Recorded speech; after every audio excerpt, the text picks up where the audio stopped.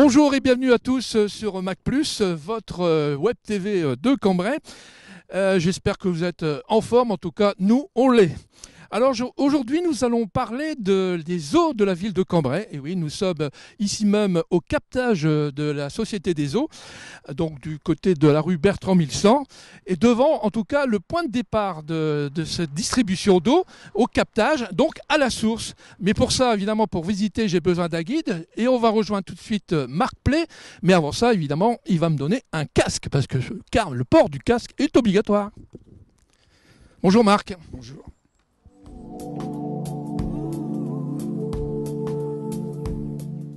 Alors, Marc, quelle est en fait ta fonction au sein de la Société des eaux et Veolia ?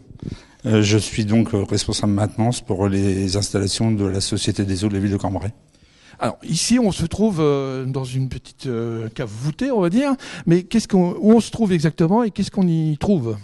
Alors, vous avez ici à l'intérieur donc une résurgence, c'est-à-dire la nappe sort du sol et vient dans ce réceptacle qui permet de récupérer donc la totalité de l'eau pour envoyer en distribution. Donc là, ce que vous avez là, c'est l'eau qui sort du sol directement de la nappe et qui sort de la craie.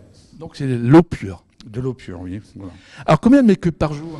Entre 7 et 8 000 mètres cubes, tout dépend de la journée. Donc ça n'a pas de problème d'approvisionnement pour la ville ? Pas du tout. Vous voyez bien là, le niveau de nappe. On a la chance ici sur Cambrai d'avoir un niveau de nappe qui baisse très très peu, 20 cm lorsqu'on est en pleine charge à 650 mètres cubes. C'est parfait. Alors, combien peut-être de kilomètres de tuyauterie on peut avoir jusqu'à la distribution ? Ou peut-être c'est pas ton rôle d'ailleurs ? Non, c'est pas tout à fait mon rôle, mais ce que l'on alimente d'ici, c'est le Cambrésis, c'est-à-dire Cambrai, les environs de Cambrai, surtout Neuville, Raillancourt. On alimente une partie de Sailly, voilà, et toute la zone industrielle de Actipol, où on part directement d'ici de l'usine des eaux, directement avec un tuyau qui va vers Actipol. Ah d'accord, c'est pas uniquement Cambrai. Non, c'est pas uniquement Cambrai. On va parler maintenant un petit peu de l'eau. On a parlé que l'eau était pure, mais il y a quand même peut-être avant la distribution, il n'y a pas de traitement bien sûr, mais puisque l'eau est bonne, de bonne qualité. Alors on a une eau de très très bonne qualité qui a un peu de tout, un peu de calcaire, mais il faut bien que l'eau soit filtrée par quelque chose. Donc chez nous c'est du calcaire, hein, donc bon, pas mauvais du tout pour la consommation parce que c'est du calcium. La seule chose que l'on a besoin, c'est de traiter un peu l'eau pour le transport, puisque l'eau au départ est de bonne qualité, mais on est bien pour la transporter et l'amener au réservoir et la stocker, on est obligé de mettre un traitement de chlore très succinct, mais chloré quand même. Bien, bon, on verra ça dans le détail avec la directrice de la Société des eaux Veolia tout à l'heure. Dans quelques instants, on va la rencontrer. Merci Marc pour toutes ces explications. Et puis bon courage. Merci à vous.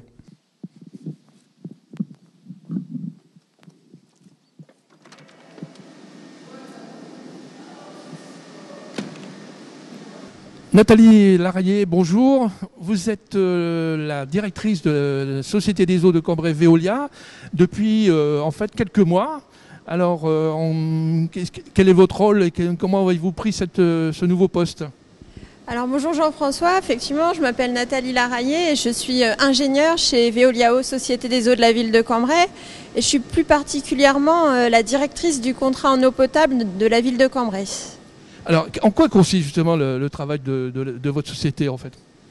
Alors, nous gérons particulièrement le contrat de production et de distribution d'eau de la ville de Cambrai, c'est-à-dire que nous assurons le pompage de l'eau depuis la nappe phréatique, puis le traitement de l'eau sur l'usine de Proville, et enfin l'acheminement de l'eau jusqu'au robinet des consommateurs par l'intermédiaire des canalisations, des réservoirs et des surpressions. En complément de ces missions, nous avons également donc un système d'astreinte, c'est-à-dire que nous pouvons être contactés 24 heures sur 24 et 365 jours par an pour toutes les urgences. Donc sécurité absolue. Exactement. Alors justement, on parle de sécurité, Marc tout à l'heure nous a parlé de la qualité de l'eau. Est-ce que vous pouvez nous en dire un peu plus ? Alors, il faut savoir en fait que l'eau du robinet est le produit sanitaire le plus contrôlé au monde et que l'Agence régionale de santé réalise régulièrement des analyses sur la qualité de l'eau.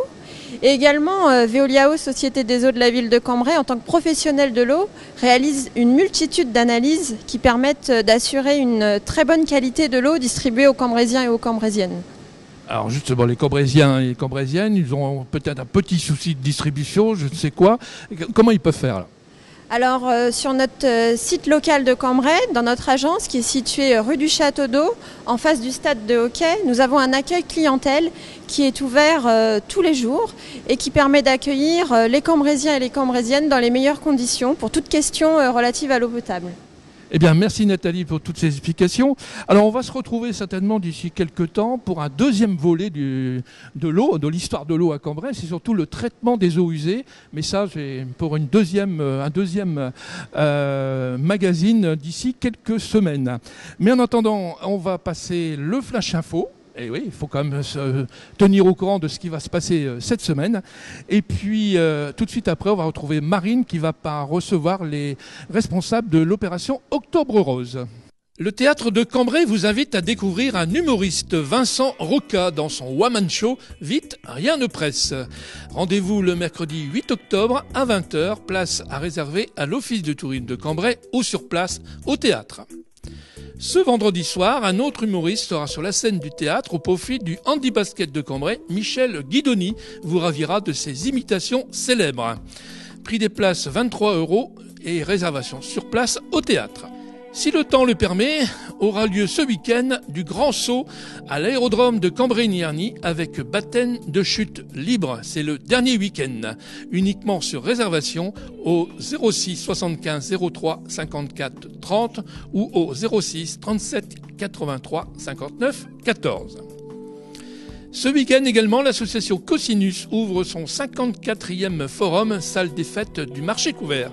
Les 3, 4, 5 octobre, 24 stands et 21 partenaires seront à votre disposition pour vous présenter leurs travaux et vente d'objets au profit des malades du Cambrésis. Sport maintenant, avec tout d'abord de l'escrime au gymnase Mailleux, demain samedi et dimanche 5 octobre, de 8h à 20h. Le handi-basket est à l'honneur ce week-end avec un après-midi basket salle Jean-Marie Vampoul en commençant par les minimes filles à 15h15 qui reçoivent Tri Saint-Léger, porte du Hainaut. Et à 17h30, le handi-basket National 2 reçoit Mons. Et à 20h, Cambrai National 3 reçoit Maubeuge. On termine le sport avec du rugby et le rock qui reçoit au stade de Grabos, Amiens pour le compte du championnat Honneur. Rendez-vous dimanche à 15h.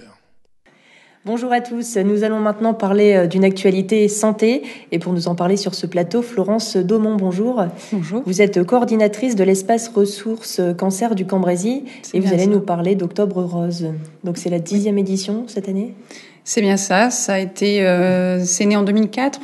Ça a été généralisé sur l'ensemble des départements français en 2004. Donc c'est la 10e année. Juste un petit rappel, qu'est-ce qu'Octobre Rose ? Alors donc c'est le mois de sensibilisation au dépistage organisé du cancer du sein. Alors plusieurs actions seront prévues dans le Cambrésis. C'est bien ça. Alors, juste une précision dans le cadre de ce dépistage. Donc, ce sont pour les femmes entre 50 et 74 ans. Et donc, en effet, avec un ensemble de partenaires locaux, donc du territoire du Cambrésis, on organise plusieurs actions sur Cambrai, sur Caudry et sur le Cateau. Alors, quel type d'action, par exemple, sur Cambrai ? Alors, sur Cambrai, en premier lieu, on proposera des centres d'information. Donc, c'est tout nouveau cette année, en partenariat avec la clinique Sainte-Marie, donc qui est la seule à avoir un service oncologique sur le Cambrésis, mais également avec le centre hospitalier de Cambrai, donc 2 journées d'information. Et puis, notamment en partenariat avec la médiathèque d'agglomération de Cambrai, où on mettra en avant l'exposition qui s'appelle Dentelle de vie, qui a été réalisée dans le cadre des ateliers d'art-thérapie, donc avec différentes... des patients de l'ERC.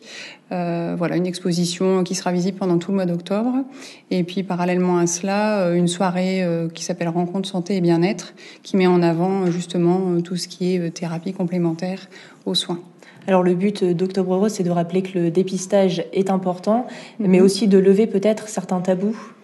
Oui, certains tabous, certains freins. L'objectif, c'est d'en parler autrement. Donc, alors justement, il y a plus ou moins un thème chaque année. Cette année, le thème est différent. Oui, alors c'est un peu la continuité de l'an dernier, puisqu'on est avec les partenaires, on s'était dit, tiens, ça serait bien de passer l'information de mère en fille. Donc cette année, on a vraiment mis l'accent sur cette thématique-là. Alors, est-ce que le Cambrésis est un territoire qui est particulièrement touché par les cancers du sein ou pas forcément ?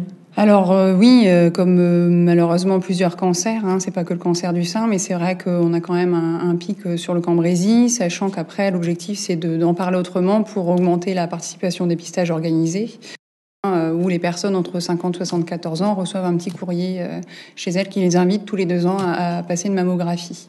Et donc on rappelle aussi que Espace Ressources Cancer existe toute l'année, il n'y a pas qu'Octobre Rose. Non, en effet, notre mission principale en tant qu'Espace Ressources Cancer, c'est vraiment l'accompagnement des personnes malades et des proches. On travaille bien sûr en lien avec différents professionnels, on a différents intervenants et on propose des ateliers totalement gratuits pour aller mieux et notamment pour se rencontrer. Voilà. Alors pour conclure, où peut-on retrouver le programme d'Octobre Rose ? Alors en allant sur le site du pôle ressources cancer, vous avez l'ensemble en effet de toutes les actions qui ont lieu sur la région Nord-Pas-de-Calais, ou après en nous contactant directement à l'ERC. Voilà, l'ERC. Très bien, et bien merci beaucoup à vous Florence pour nous avoir parlé d'Octobre Rose. Quant à nous, on se retrouve la semaine prochaine pour une nouvelle édition de Mac+. À bientôt.